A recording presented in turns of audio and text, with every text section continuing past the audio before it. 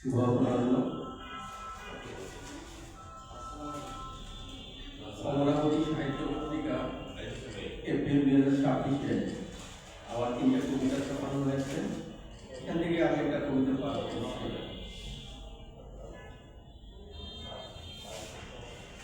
অবশ্যই কবিতার একটা ঘটনা নির্ভর করে লেখা। মানে আজ থেকে বেশ কয়েক বছর আগে দেশের জাতীয় পত্রিকা, প্রথম সারির জাতীয় পত্রিকা একটা নিউজ দেখছিলাম যে সরকার বাংলাদেশে যারা স্বল্প আয়ের মানুষ তাদের জন্য আবাসনের ব্যবস্থা করছে। তো অনেক আগ্রহ নিয়ে আমি ওই পত্রিকা নিউজটা পড়তেছিলাম। দেখলাম যে যেটা সামারি দ্বারা স্বল্প আয়ের মানুষ বলতে তারা 70 থেকে 80 হাজার টাকা যাদের ইনকাম তাদেরকে বুঝিয়েছে। আজ থেকে 8-10 বছর আগে 70 থেকে 80 হাজার টাকা যাদের ইনকাম, ওইরকম মানুষ হাতে গোনা কয়জন পাওয়া যেত আমি জানি না।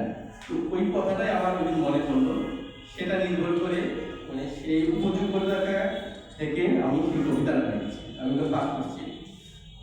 কবিতার নাম মানুষের মান।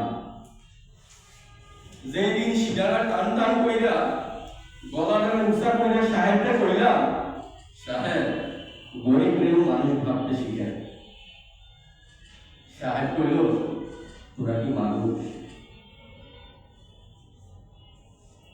তোর বেতন 12,000 টাকা, তোর পুরা ফ্যামিলি চলো সেই টাকা, অথচ আমার কুকুরের মাসিক খরচ 40,000 টাকা। তখন থেকে ভাবছি, আমরা কি আসলে মানুষ নাকি কুকুরের 10 টাকার এক ভাগ? জীবনের এই সময়ে আসা নিজেরে নিজে কই, মানুষের জোরে জন্মাইলে মানুষ হন যায় না।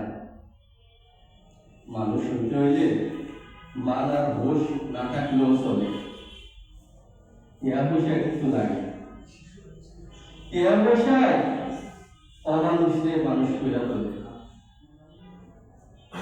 টিয়া পয়সায় অমানুষে মানুষ কইরা তোলে।